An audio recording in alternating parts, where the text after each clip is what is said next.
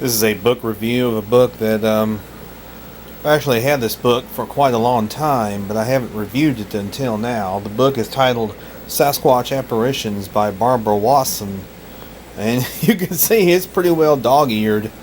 I've had this book, like I said, I've had this book for a long time. It's pretty well dog-eared. I've read it several times, and it's actually a really interesting book. I like it. It's a pretty good book. Written by a clinical psychologist who is now deceased, unfortunately. She was actually a very good friend of Renee DeHinden's, and we do see her write quite a bit about Renee. Renee, and she were good friends. This is a cast that I believe Barbara Wasson made of what appeared to be a footprint.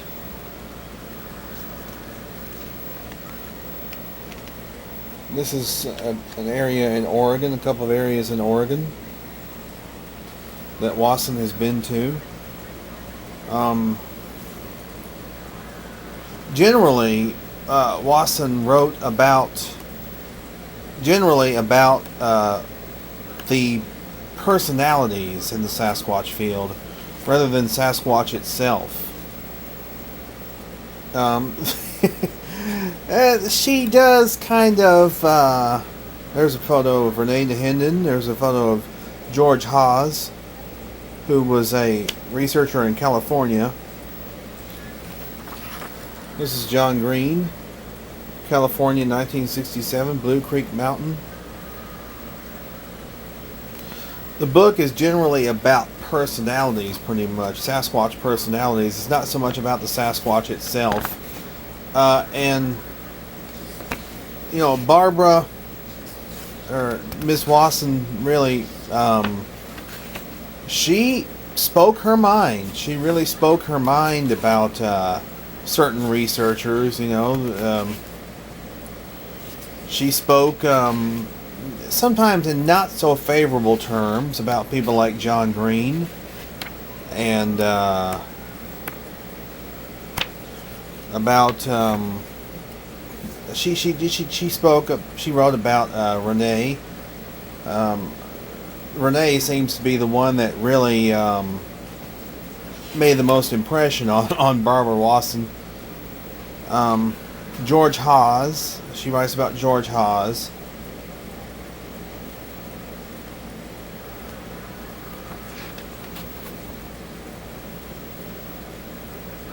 I mean, there are some things that she takes issue with when it comes to John Green. She writes about Bob Gimlin. She writes about Bob Gimlin. I think writes some very positive things about Bob Gimlin and the Patterson-Gimlin film.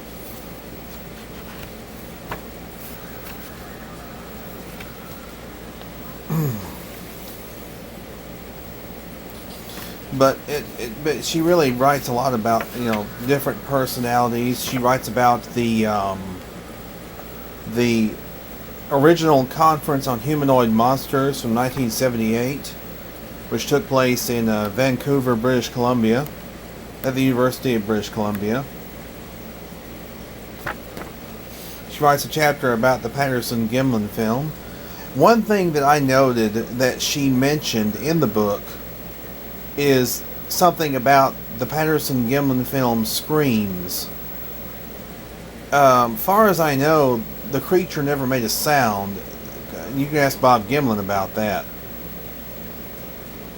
She never made a sound, any kind of a sound whatsoever, in their presence. Now, whether they heard, a Sasquatch late at night or something while they were camped out, I'm not really sure.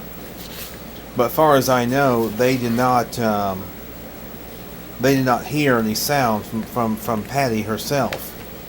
So I'm a bit confused by that, by what she wrote in the book. And here's Dr. Donald W. Grieve, who did a study on the Patterson-Gimlin film. Dr. John Napier, who wrote a book in 1973, Bigfoot, the Indian Sasquatch and Myth and Reality. Here's an older photo there's Bob Gimlin, Renee DeHinden, and a couple of other fellows.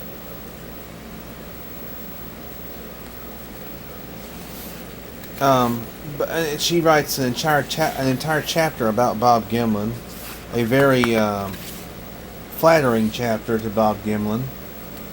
She writes about, as I mentioned, the Sasquatch conference. There's a photo of Bob Gimlin. There's a track that Renita Hendon took a photograph of. But this is a really interesting book. It's a really good book. It's a rare book.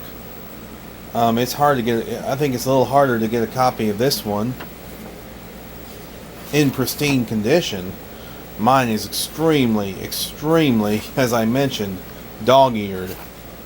But she writes about problems in investigation. She writes about standards for competency as a witness, the witness themselves, all reporters, legal approach to witnesses.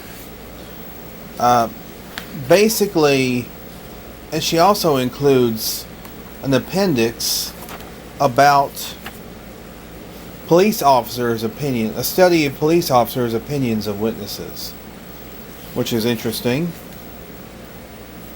And there's different appendixes about.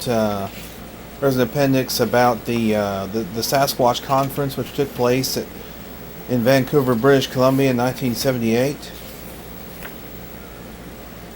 The final appendix in the book is statistical analysis of Sasquatch reports.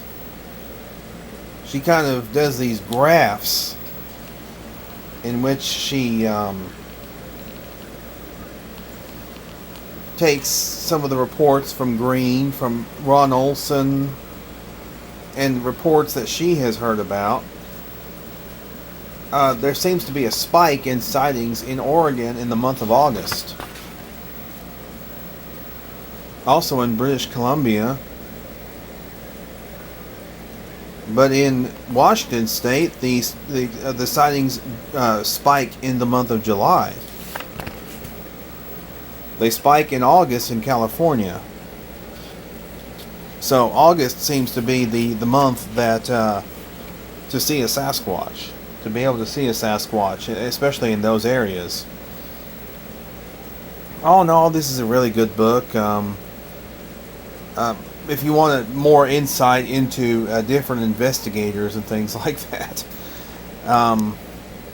if that's the kind of book you're looking for, then I would recommend this one. If you're looking for a scientific study of the Sasquatch, I suggest you go elsewhere. But this is a really good book. I would give it about a 4.5 out of 5 stars. Or if I were to rank it from 1 to 10, about maybe a 8 out of 10 stars. So yeah, I recommend getting this if you can.